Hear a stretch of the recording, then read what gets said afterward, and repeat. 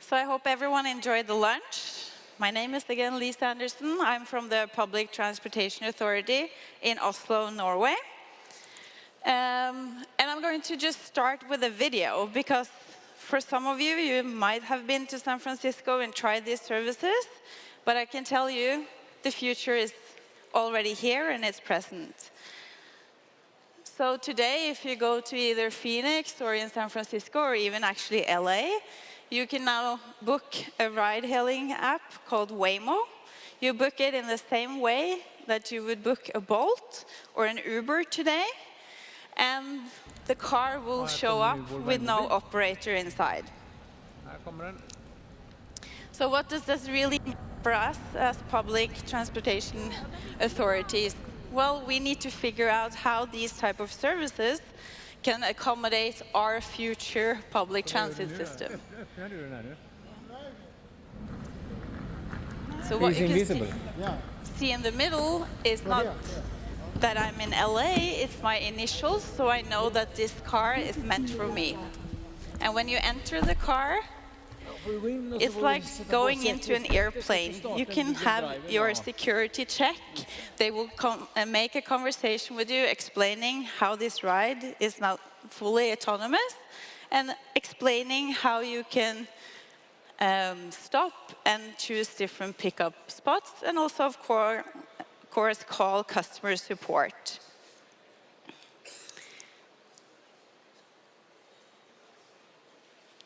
And I have to say that it's very, very impressive what type of complex scenarios this service can actually handle. We went into different school areas where people were walking manually with stop signs, and it navigated it perfectly. And now we can also see that parents actually use this service for their kids.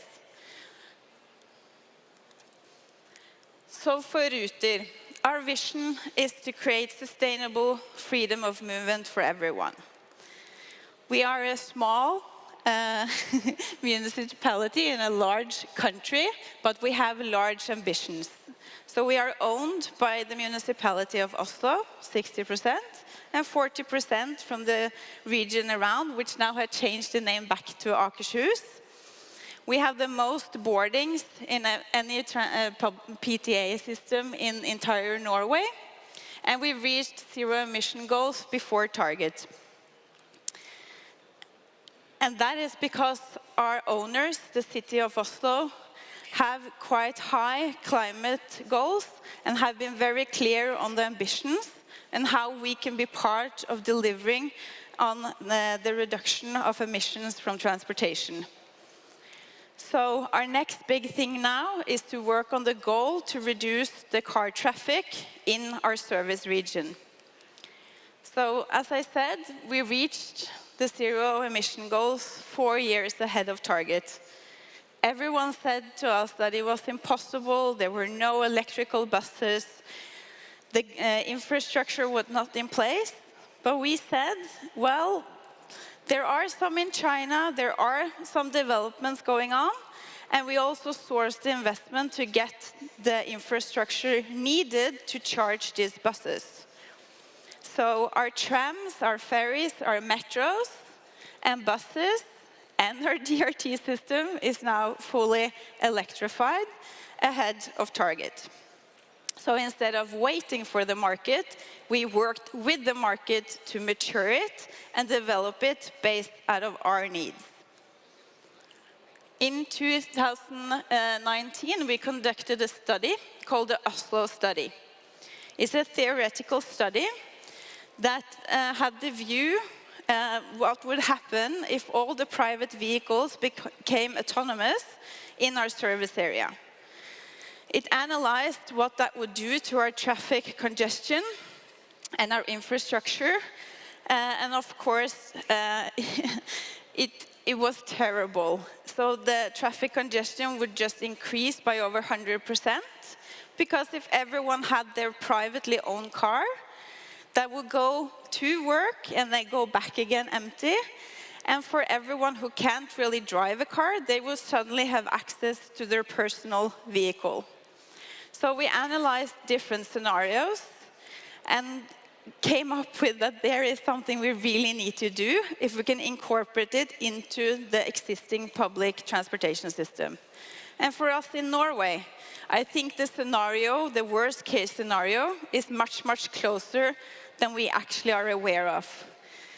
In the quarterly report from Elon Musk, he reported this year that he's working very hard to launch the robotaxi service and deliver a fleet of robotaxis, literally stating that he wants to build an Airbnb on wheels.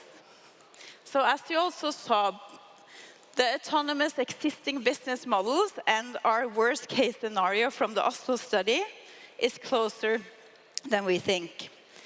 So going back to the Oslo study, we saw what huge potential we could have if we actually incorporated a fleet of 30,000 shared, on-demand, autonomous vehicles. We would be able to replace all of the 600,000 private vehicles in our service area today.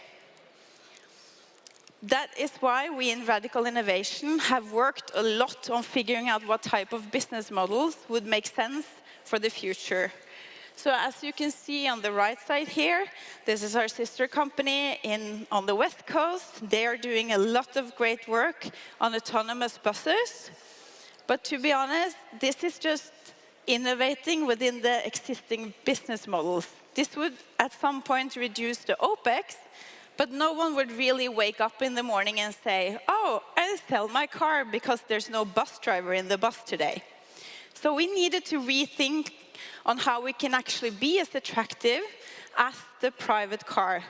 So these on-demand shared services is where we really, really think we can transform the public transportation system for the future, both creating more sustainable financial business model, but also creating sustainable freedom of movement for everyone. We've been piloting AVs since 2018.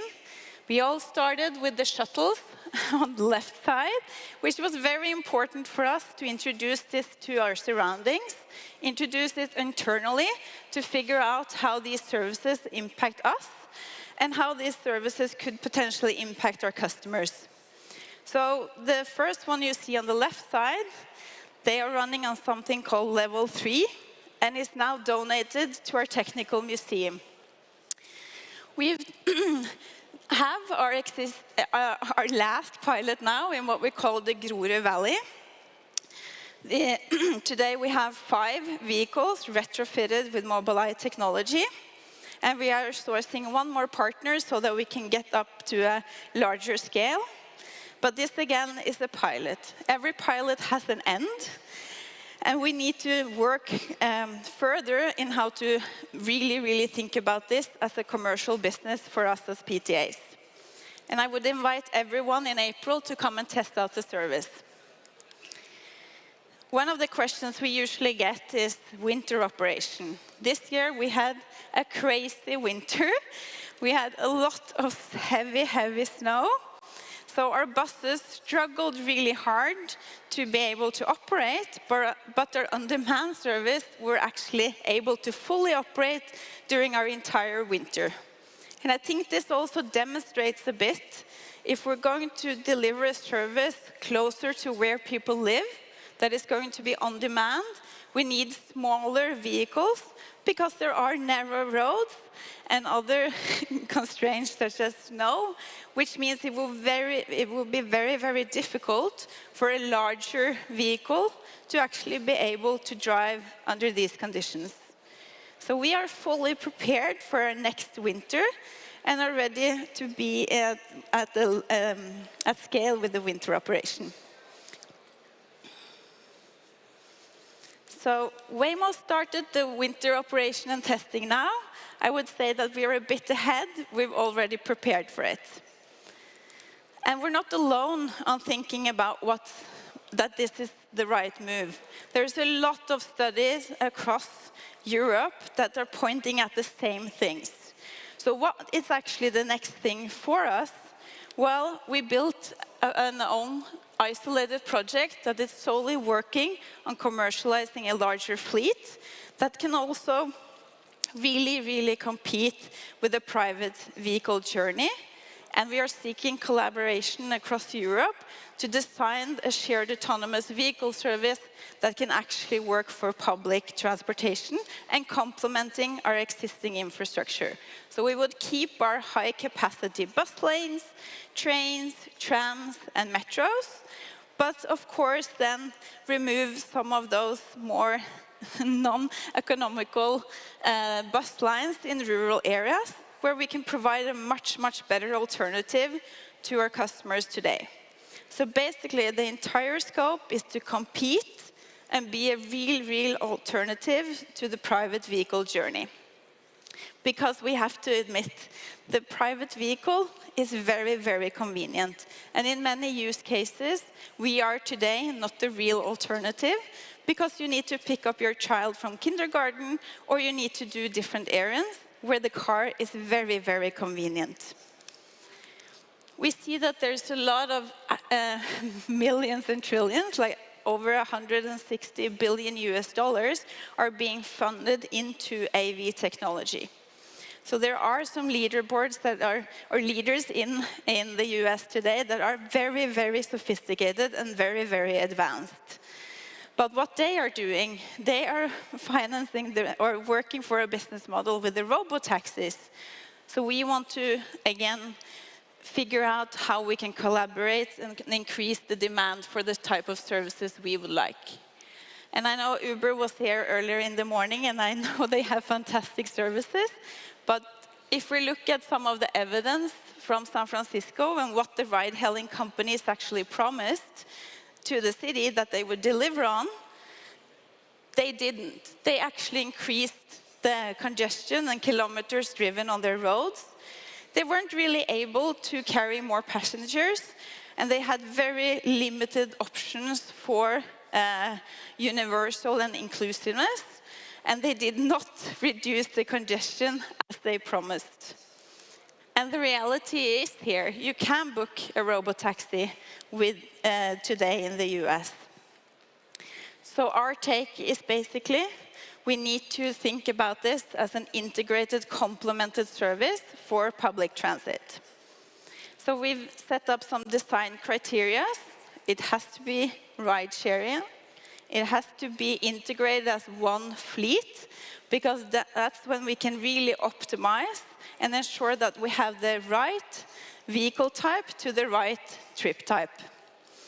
And having it integrated into high-capacity transit is where we really can optimize and create seamless experiences.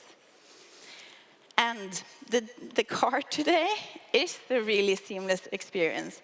So we need to let go of some of the mindset when we design traditional PT or public transit, that we need to put ourselves in the heads of how it is to actually drive a car, so that we can really compete with that user experience. And that can only happen if we look at it at a large scale. So we look at this transformation in a 3-stage approach. Our next step is the deployment of 500, because people really need to see this live. And if you have very low numbers, it's very hard to prove effect, and it's also very hard to be a reliable service. So our roadmap for Oslo is quite aggressive. Our ambition is to start as soon as possible, and then gradually scale to get at least 30,000 of these vehicles into our service area. And I think people that have read all of these studies before, you know that this would really benefit the urban societies and the city centers that we're living in. It would increase the usage from rural areas. It will be a really much more affordable service for those that can't really afford to have a car. And then we need the regulators and cities to help us increase the adaptation, so that we can remove the private vehicles where it's beneficial. So we're not trying to do this alone, as I said. We have collected 17 letters of intent across Europe, trying to collaborate and unify Europe, both on policy, on standardization, but also very on how lifting the aggregated demand so that these commercial services can see that we are a viable business. My family has a busy schedule, and in the modern world, we rely on our private car to manage our everyday logistics. That's why we need access to on-demand public transportation that can help us get where we need to go, when we need to go, on our own time schedule, available anytime.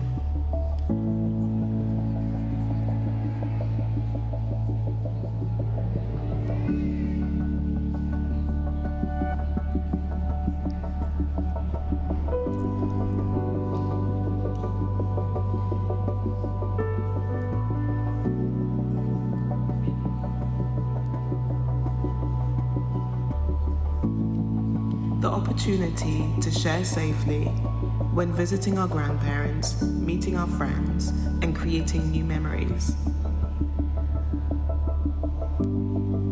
Fremont, on demand, shared, public transportation, available for you 24/7.